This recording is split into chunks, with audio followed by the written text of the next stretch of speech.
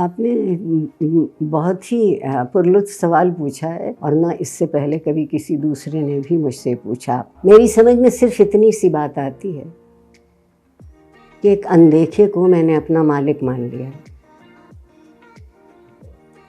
تو میرا اور اس کا رشتہ تو مالک اور ملکیت کا ہے۔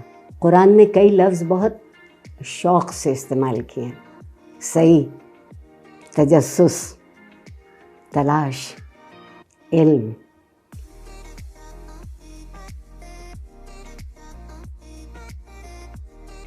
بسم اللہ الرحمن الرحیم۔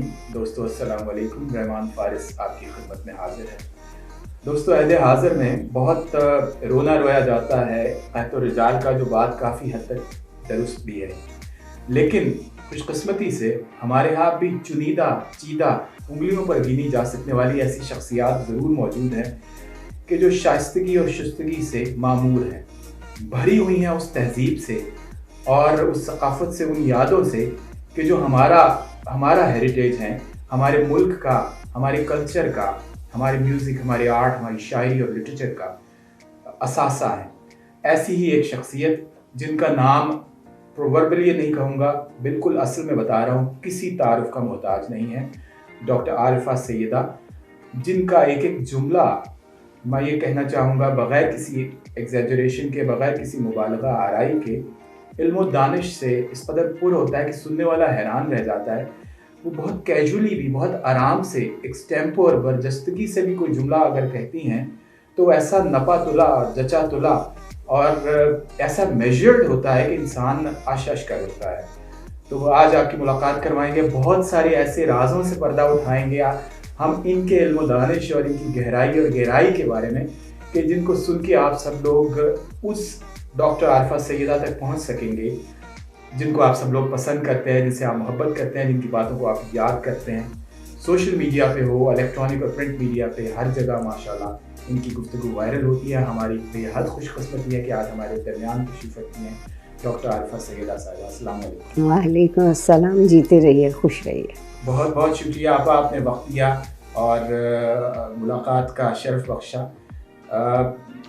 جیسا کہ ریکارڈنگ سے پہلے گفتگو ہو رہی تھی، ہم اس کو کوئی بہت زیادہ انٹرو کی صورت نہیں دیں گے، ایک گپ شپ ہوگی جس میں گفتگو بھی ہوگی، کچھ شاعری بھی سنائیں گے، کچھ آپ کی یادیں، کچھ نوسٹیلجک باتیں اور کچھ آپ کے خیالات جو ہمارے لیے ایک ٹریجر، ہمارے لیے ایک اثاثہ ہیں، ایک خزانہ ہے ہمارے لیے علم و دانش کا۔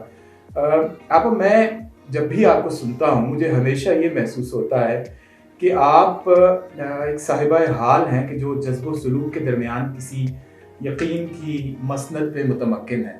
تو یہ فیضان نظر ہے کہ یہ کسی مکتب کی کرامت ہے؟ آپ نے بہت ہی پرلطف سوال پوچھا ہے۔ میں نے تو کبھی اپنے متعلق نہ اس طرح سوچا، نہ جانا، اور نہ اس سے پہلے کبھی کسی دوسرے نے بھی مجھ سے پوچھا آپ کے سوا۔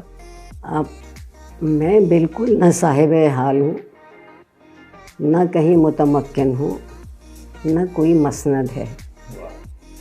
میں تو زمین پر چلنے والا ایک معمولی اللہ کا بندہ ہوں، اور یہی بات میرے لیے بہت کافی ہے۔ وہ جن لوگوں کو بہت اتقا اور پرہیزگاری اور نیکی کا دعویٰ ہے، میرے تو وہاں تک سوچنے سے بھی پر جلتے ہیں، میری سمجھ میں نہیں آتا۔ میری سمجھ میں صرف اتنی سی بات آتی ہے کہ ایک اندیکھے کو میں نے اپنا مالک مان لیا، تو میرا اور اس کا رشتہ تو مالک اور ملکیت کا ہے۔ وہ جو لوگوں کو یہ زوم ہوتا ہے کہ انہوں نے یہ کیا اور انہوں نے وہ کیا، شاید آپ کے سوال کا بہت مختصر جواب یہ دے سکوں، اور جو میں ہمیشہ لوگوں سے کہتی ہوں، آپ کے سامنے بھی دہراؤں گی۔